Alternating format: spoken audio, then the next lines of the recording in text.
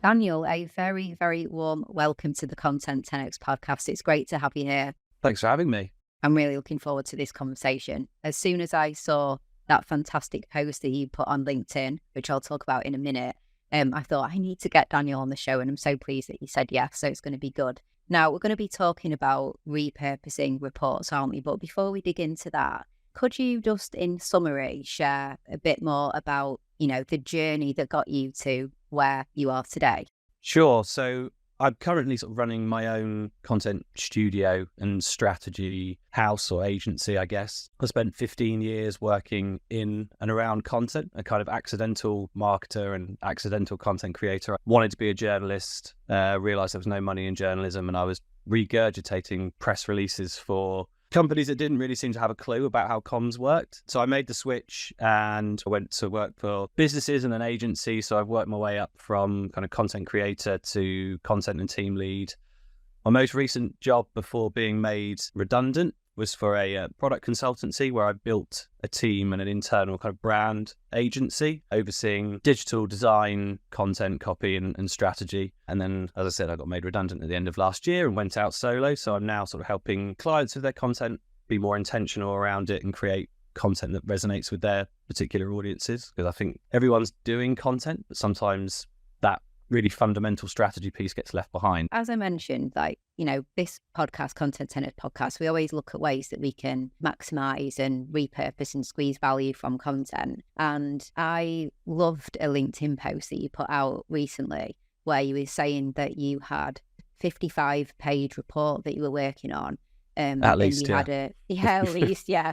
And there was a 6-step process that you had to extract the maximum value from it. I love the 6 steps, and I want to go through them with you if that's okay. But firstly, just a bit of background to the report. So what kind of report were you looking at, like into B2B, B2C? What kind of topic was it covering? Yeah, so it's a B2B report. There was some primary research in there, but mostly it was exploring ESG actually and investment into kind of privately owned businesses from private equity and other kind of investors, and the importance and the role of ESG policies within that. And I was brought into it cold, and it had been commissioned and written by a South African agency. Basically, it was expediency was the kind of core driver for the client. And they put this agency under pressure and they got it back. And then they realized that actually it wasn't good enough. They were going to have to stop, regroup and start again. And I was the lucky one on the receiving end of, as you said, 55 pages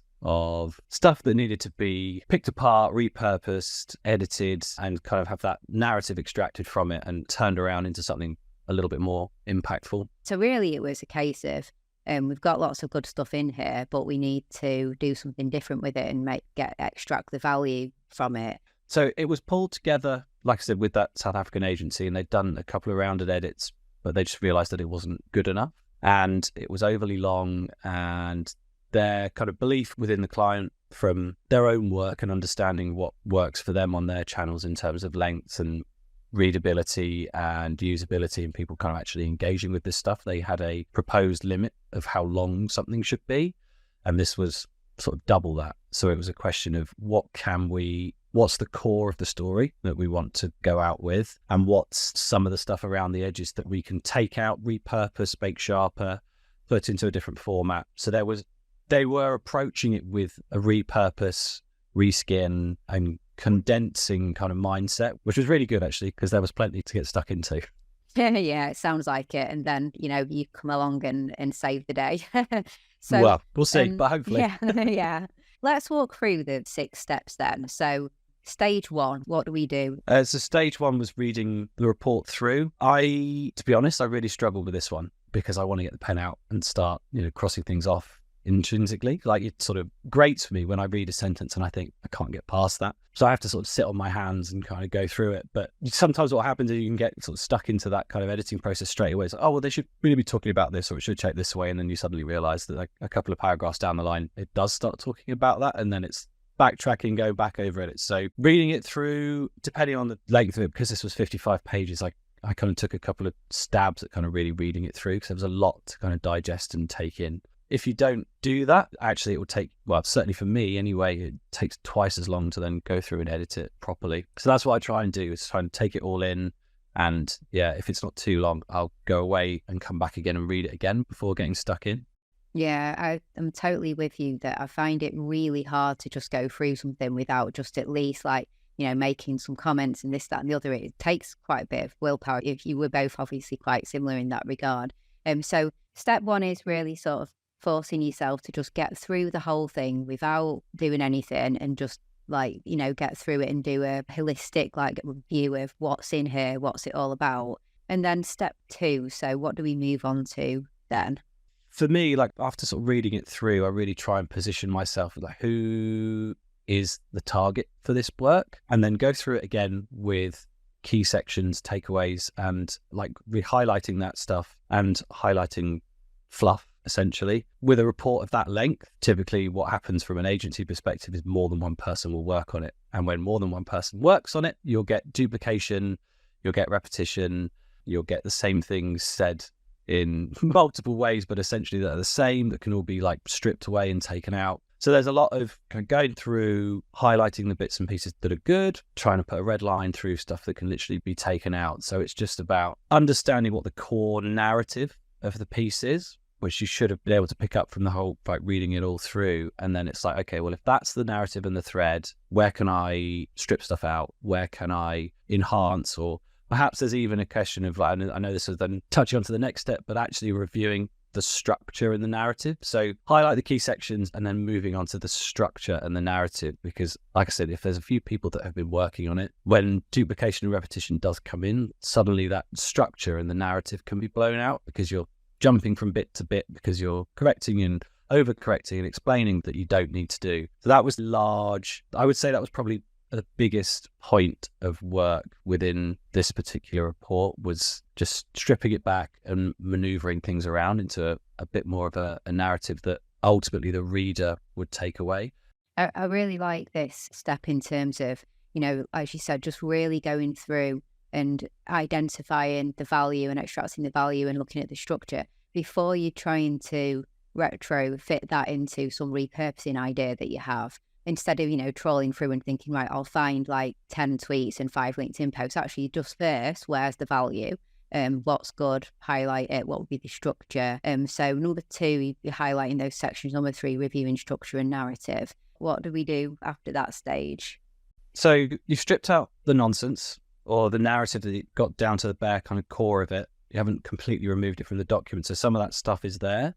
So that next kind of phase for me when I was doing this, but it's like, okay, what can we take away and create a separate body of content?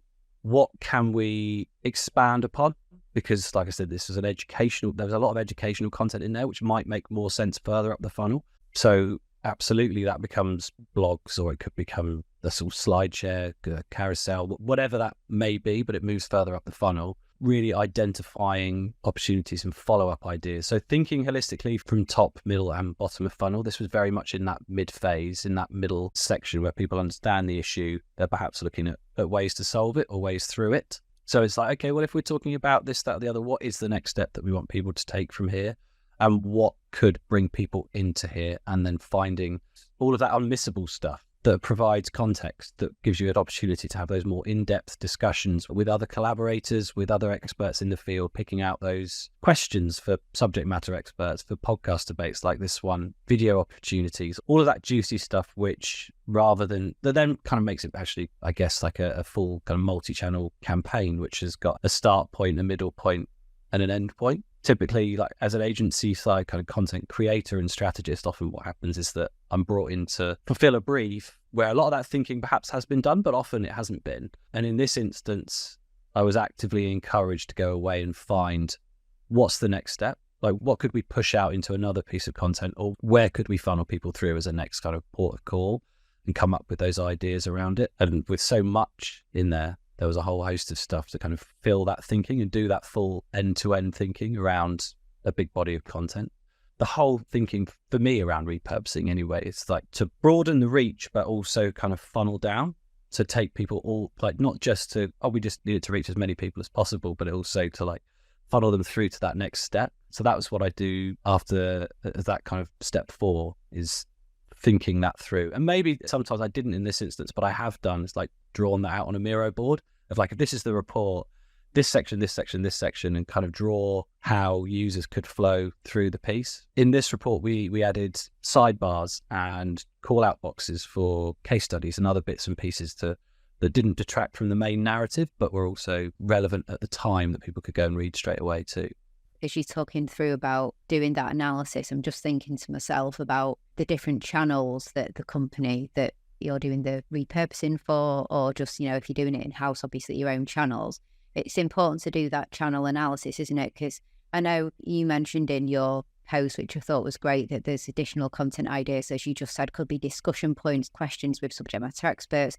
Maybe you pick out some podcast debates if you have a podcast, in LinkedIn carousels, LinkedIn posts, videos, and so on. There's so much you can do.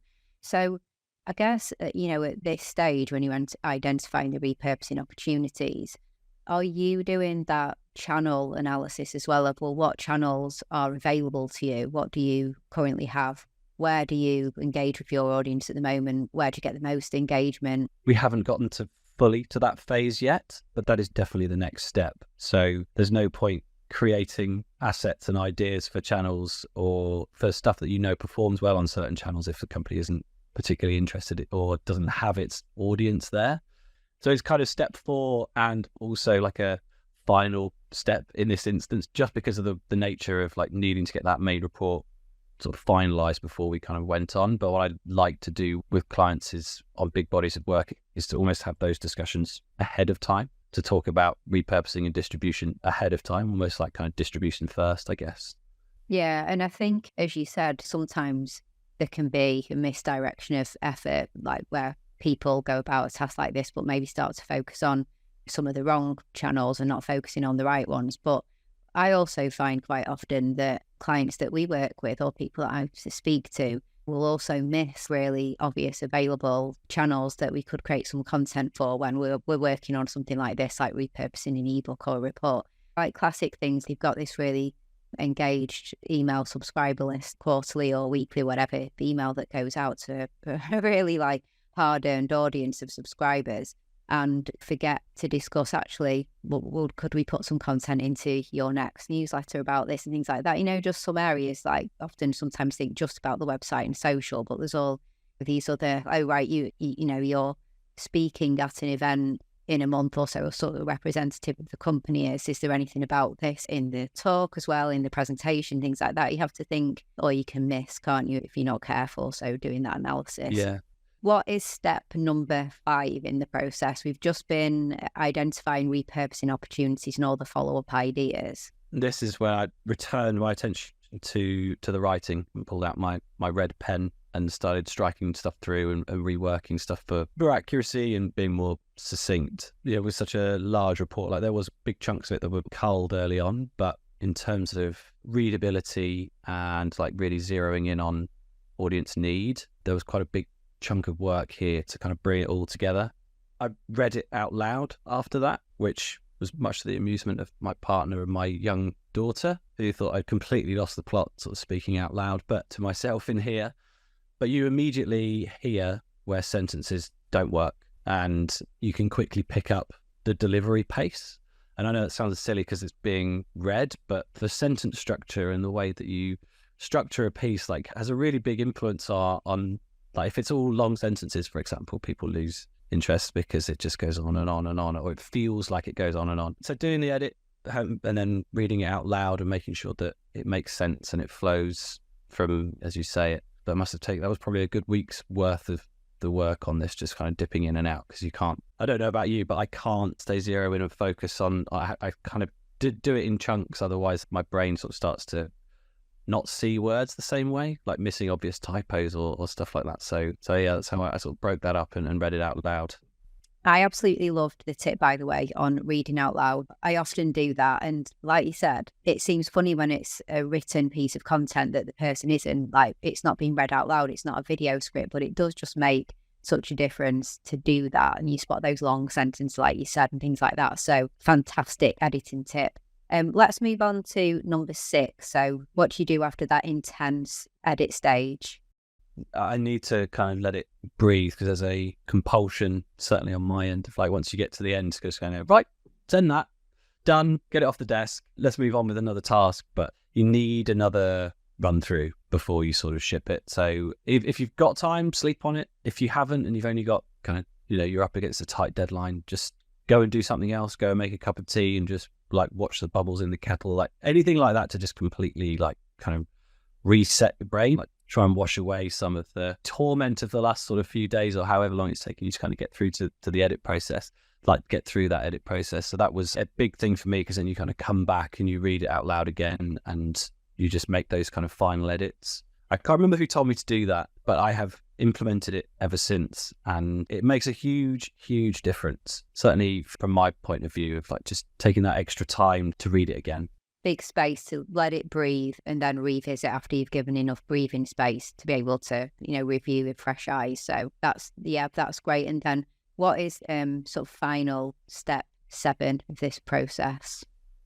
So in this instance, it's step 7, but it's kind of collaborating with a designer. So we're doing final copy edits back and forth between the client at the moment. And then that next step is actually working collaboratively with the designer to see how it looks on the page. I don't know, there's two schools of thoughts on this, in kind of like having a template and writing content for a template, or producing the content and then working together to kind of make that work. I've tried both methods and both are fine. Sometimes I find working from a template can sort of force you to write in a certain way.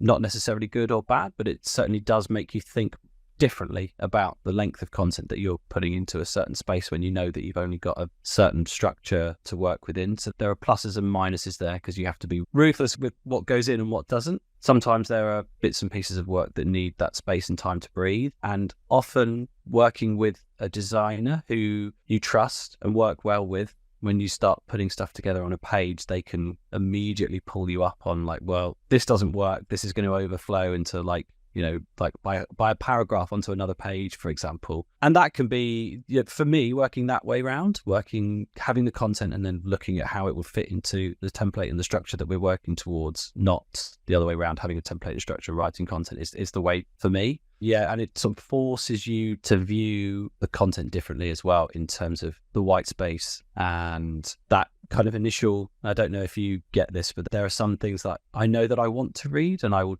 download them, or I'll look at them and I'll turn the page, or I'll sort of scroll down and I'm just like overwhelmed. And I'm just like, I can't even deal with that right now. And often that will mean that it will sit in my desktop, in my downloads folder, or wherever for forever, until maybe one day I have to look at it. So that kind of visual element of it is really important. And I don't underestimate the power of sort of sitting with the designer at that initial kind of like mocking it up stage and seeing what it looks like, rather than suddenly seeing the whole thing at the end and be like, that isn't how I envisaged it looking at all. So having that kind of design, I think probably the most important thing, because you kind of get that feeling of like, what's the reader going to feel when they look at it? And I think in a digital age where you just kind of put stuff up and you sort of write for algorithms or whatever, like actually like missing that bit of like what it looks like and what it feels like to interact with is a big miss.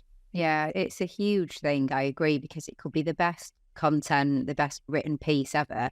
But if it's, as you said, if it's intimidating to look at and it's just not something that's going to get people to actually read, then what a waste that is. Exactly. We often find that we all did numerous reviews of something and it all looked absolutely great in Word or Google Doc or whatever. But as you said, when it got to the designer and then the designer's like, ta-da, here it is. And we're just like, oh no, like it looks completely right. It's like, oh no, because it sort of feels like you're right back to square one. You kind of want that momentum to kind of take it through into all the distribution as well, because then you're sort of excited for getting it out there. You know it looks good, you know it reads well, or it watches well, or whatever. So it's kind of like it's just the most crucial step, I think, for a lot of these, especially a big report. Exactly. And sometimes when we're sort of painting over like words and sections and things like that, we'll just get to the point of saying, we know it's not completely right, but let's just get it designed now. And then we'll know how to fiddle with this once we've seen it in the design stage. Like we kind of know we're going to have to fiddle with it a bit. So yeah, it's so important. Don't step away from that the collaboration with the designer and work with the designer, because you have to be confident, like you said, that it's going to be appealing on the eye and that people will actually consume that content.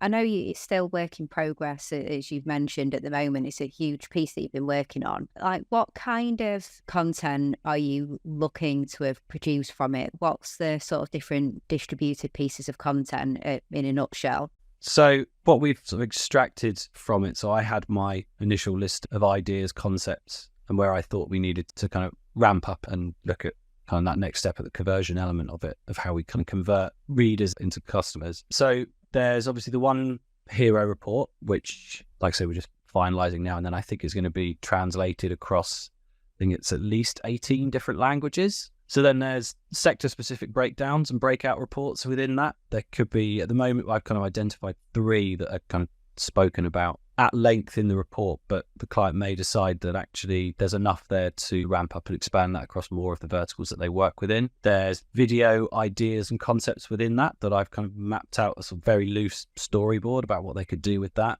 There's trends, there's some statistical insights, and then there's a couple of other sort of loose case studies that are within that, which I've mapped as potential long-form blog articles. I think I've written in the post that there's 12, but I think there might be more now as we've gone through a few more edits and called out a couple of extra bits. And there's a whole host of questions that we've pulled together to speak to ESG experts, to private equity firms, to other kind of investors that can add more color and context onto some of those more pertinent points. Obviously, the back of that is either interview Q&As, it could be podcasts, it could be videos, it could be talking heads, it could be events, it could be keynote presentations, it could be whatever, right? There's a whole host of things that, particularly with ESG, because it's such a hot topic. And there's potentially hundreds of kind of different social posts and stat cards and points of view and all manner of things for a host of different channels. And it kind of feels like I've just realized I signed off and we're just getting started. Doesn't feel like that. But I kind of mean it in the sense that, like you alluded to, like these things are kind of evergreen. I mean, research reports tend to last until the next piece. And then you have your benchmarking and your comparison stuff to do anyway. So you've got the whole world of stories and narratives to extract from that as well. This is the first time they've done a report of this nature. It's a bit of not a new field, but something that they're really ramping up their efforts into. So it kind of feels like this is the kind of keystone piece for at least the next sort of 6 to 12 months before they're kind of planning the next report and perhaps doing a more in-depth research piece, an in-depth study, taking their learnings from the subject matter experts that they're going to speak to, partners in the field, all of that that comes with it. So there's a world of stuff that is in the offing to be created and sort of outlines already mapped for blog articles and video storyboards and stuff. Typically with reports of this size, there is so much that it's a huge topic. So there's so much that is unsaid for one reason or another in favor of like that core message, but is actually adds color and adds narrative to what the client is really trying to say about their position within, in this case, sort of like the ESG marketplace and world. It's amazing how much content and content opportunities that not just the different types of content, but then obviously when you mentioned about additional interviews and discussions with SMEs and things like that, well, in the formats that they have, it's just the gift that keeps on giving, because that will be other forms of content that can be repurposed in a similar way. I love this story. I mean, the process that you've gone through is like super interesting for anyone faced with this task of repurposing a fairly substantial report. I actually realised that I introduced this as a 6-step process, yet we did 7 steps. So we've got a bonus step in there, the secret, sneaky bonus step in number 7. And no one will know about it unless they listen to the end. Yeah, exactly. So if you've noticed, then that's amazing. You'll make this, but then that's the hook for the distribution right there. Yeah, exactly. I love the way that you explained that there was issues with the report. It wasn't quite what they wanted, and repurposing in the form of the expertise of Daniel as well saved the day, didn't it? Because it was just, well, there's so much from this, so let's extract the value, let's get more from it. So it's I know you said the report is still going ahead and improved and will still be going ahead, but the fact that so much came from something that was perhaps a little bit underwhelming when they first received it is amazing. Thank you.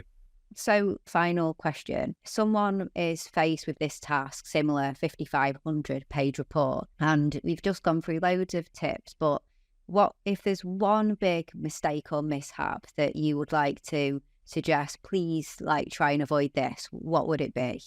everyone's got their own way of approaching editing and reading things through. But for me, like reading aloud, as I mentioned, was game changing for me. Once I started doing that, I started immediately seeing where the flaws were in my writing, and it then has a knock-on impact to my content production for other clients down the road as well. It's just having that kind of realization that things are short, too long, need to sort of break that up, add some rhythm, add some character, add some soul. So that's kind of like my number one. And if you can, like my first, like don't do anything until you've read it, and like inhabit the reader's shoes properly. Like do a bit of reading about the target that it's for and understand their pain points and challenges first, because I'm not an expert in ESG, but just a little bit of reading around the subject, reading the report, taking time, reading it again was instrumental in saving me a lot of time down the road. And I know that it's daunting when someone slaps a 55-page report in front of you, but just take the time, put some headphones on. Orange noise or white noise is really good. I don't know if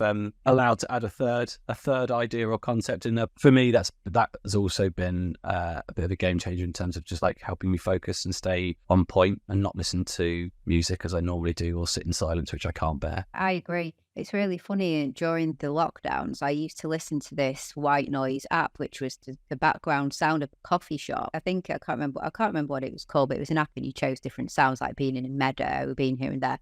And because of not being in coffee shops since forever, I used to sit at work and just have the sound of like bangs and people and coffee shop and stuff like that. Somehow made me more in the zone, because I do sometimes struggle with silence, but music distracts me. Obviously, a podcast would be extremely distracting, so it needs to be white noise. Anything with words. Yeah, exactly. Anything with words. The amount of times I find myself typing lyrics, I'm like, no, right. Click a few lyrics in there. Yeah.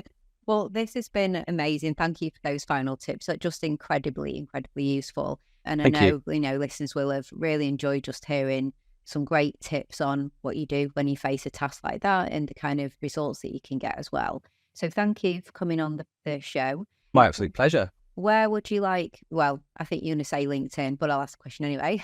Where would you like people to go and connect with you and let you know how much they enjoyed this? Yeah, definitely find me on LinkedIn, Daniel Plume. Come and join me and connect with me on there. I try and post other useful insights and tips around content, repurposing, strategy, hopefully daily, but sometimes life with 2 kids gets in the way. Yeah, come and find me on there. Always happy to talk and hear about other success stories and content wins and anything else you want to share, really. My DMs are always open, so I look forward to speaking with you on there.